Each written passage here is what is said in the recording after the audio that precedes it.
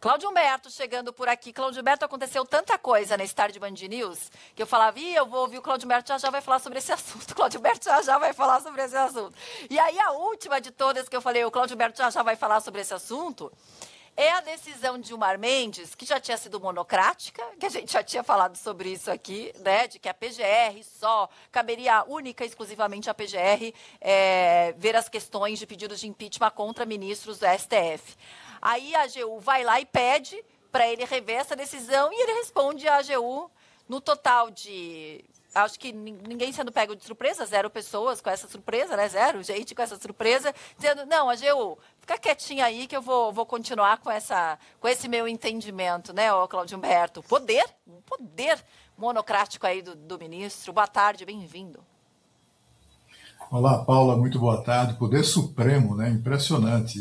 Dizer que é um desequilíbrio total de forças num país democrático, onde a Constituição prevê, até determina, equilíbrio, né, entre os poderes. Que a gente vê a supremacia da Suprema Corte sobre os demais poderes, o que é absolutamente... Não é esse o espírito, não foi esse o espírito da coisa lá na época em que o legislador, os constituintes, né, elaboraram a Constituição de 1988. O doutor Ulisses deve estar se removendo no túmulo a essa altura do campeonato. O fato é que o ministro só piora a situação, né?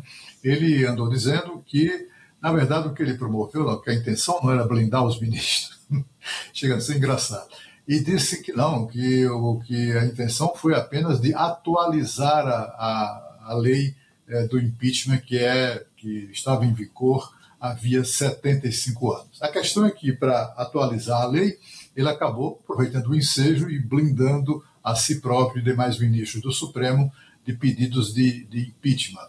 E tudo parece uma mistura de deboche com descaso, né? A gente viu aí o ministro do Supremo, o Flávio Dino, dizendo que o Alexandre de Moraes é vítima de perseguição por conta dos 80 pedidos de impeachment contra ele.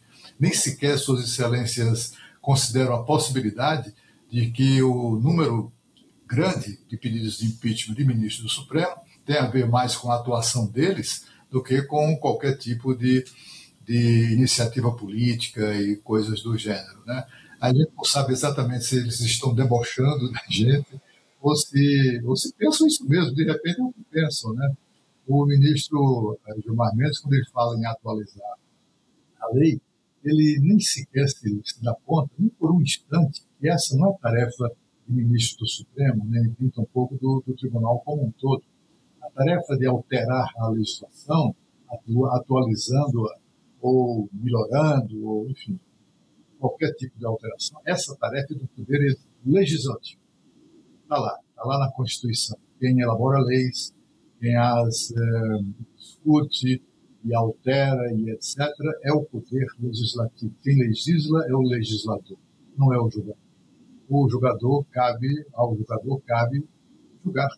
Cabe simplesmente aplicar a lei que foi aprovada no Poder Legislativo e sancionada pelo Presidente da República ou promulgada pelo Poder Legislativo. O que a gente está vendo é uma coisa, enfim, é uma coisa absurda atrás da outra. Bom, o ministro Gilmar disse que ainda hoje vai tomar uma nova decisão sobre esse assunto.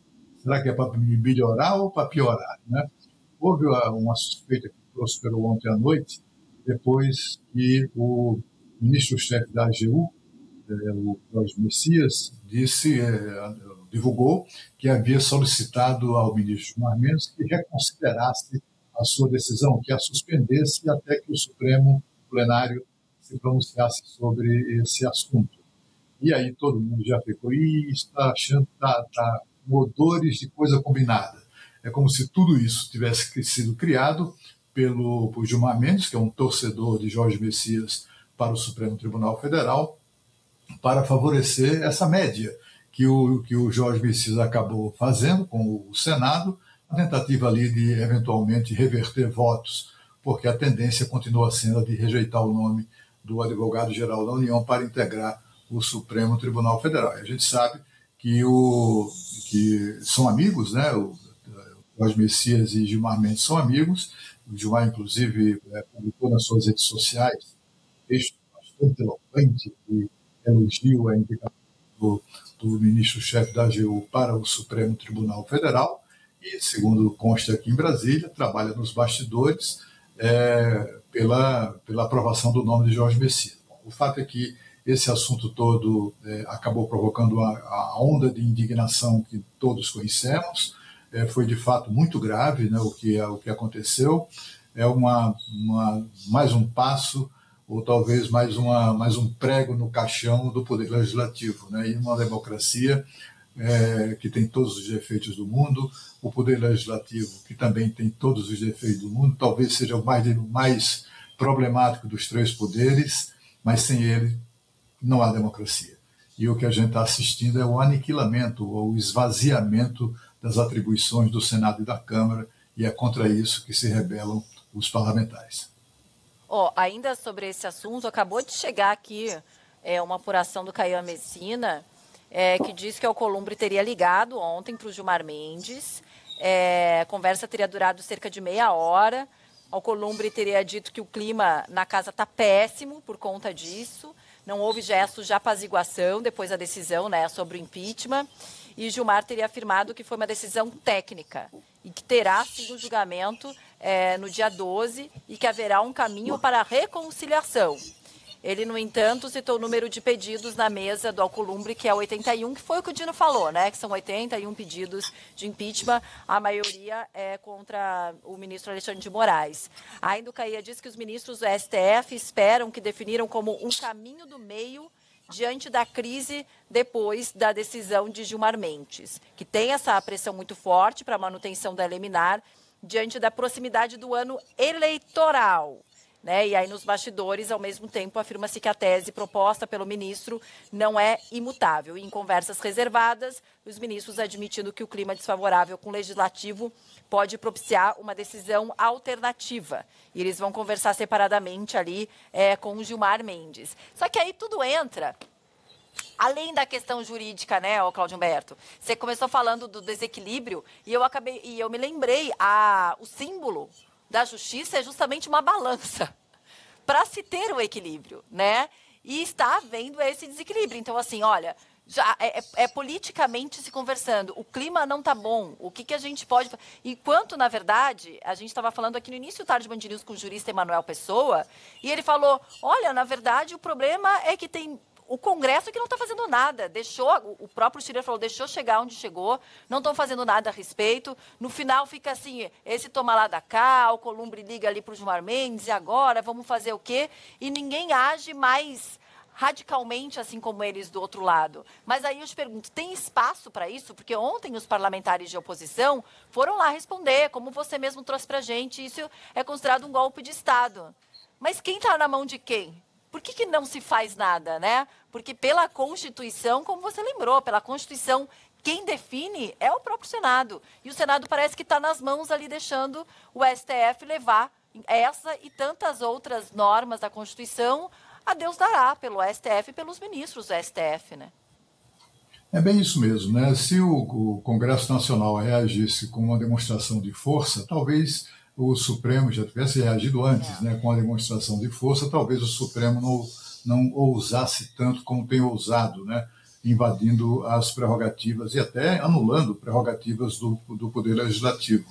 Por exemplo, a gente até tratou disso dias atrás, né, quando o Alcolumbre começou a votar projetos que o governo não queria, a pauta-bomba, eu disse, pauta-bomba não é isso não, pauta-bomba é votar impeachment de ministro do Supremo, aí sim é pauta-bomba. Mas você vê que o presidente do Senado, assim como o presidente da Câmara, coitado, nem se fala, o sujeito fez declarações do deputado Hugo Mota, meu Deus, nunca vi tanto medo expresso ali no posicionamento do presidente da Câmara. O presidente do Senado ontem fez um pronunciamento mais rigoroso, etc. e tal, exigiu respeito e tal, mas olha, tem que agir, né? Você vê que no Supremo os caras não estão nem aí. Eles tomam decisões absolutamente impressionantes, como essa de ontem, que liquidam o poder legislativo, e nem por isso os senadores reagiram à altura. Porque numa coisa como essa, em política, é assim que funciona, né? É o jogo jogado. Ok, você vem com essa, eu vou com esta aqui, e abre logo um processo do 2, do 3, processos de impeachment, né? Tem lá muitos requerimentos, todos eles muito substantivos, né, do ponto de vista da apresentação de documentos. Se os pedidos atendem ao que a legislação determina, que se proceda à abertura. E depois, então, logo se vê, né, se há motivo ou não há para a votação do projeto ou do impeachment definitivo do ministro no plenário. Mas, assim, exatamente isso que você falou, se o Senado não dá uma demonstração de força, vai fazer o quê? Eles, então, vão cortar apenas pela metade as prerrogativas do Senado Federal como forma de negociar. É tudo muito estranho, né? Mas o que a gente está vendo mesmo é a supremacia de uma corte que não foi eleita, foi nomeada, sobre os demais poderes que foram eleitos pelo povo. Agora, rapidinho, eu quero escutar você também sobre outro desequilíbrio. O CPMI do INSS, Cláudio Humberto. O Messias não pode falar, o filho do Lula não, o irmão do Lula também não, mas o Zema, tudo certo, né? O ex-presidente do Banco Master, está um desequilíbrio aí na comissão também, não está não? Tem um desequilíbrio evidente, né? A gente vê que a bancada governista ligada ao Palácio Planalto não deixa passar nada, né? As pessoas que de fato importam para esclarecer, enfim, as malfeitorias e esse roubo ao INSS, que são muito ligadas ao governo, simplesmente a bancada governista não deixa que a convocação seja aprovada, né? Mas, enfim, o fato é que, apesar disso, essas figuras todas estão sendo investigadas, né? O irmão do Lula, o sindicato do irmão do Lula, a CONTAG controlada pelo Lula, o filho, enfim, quem quer que tenha o que explicar será investigado pela CPMI e também pela Polícia Federal, não tenha dúvida disso. Não vai ficar, esse crime é daqueles que eu tenho muita esperança de que não fiquem impunes, como tantos outros já aconteceram aqui no nosso país. Valeu, viu, Cláudio Humberto? Beijo para você, até amanhã. Beijo, bom trabalho, até amanhã. A gente segue em Brasília, agora a gente chama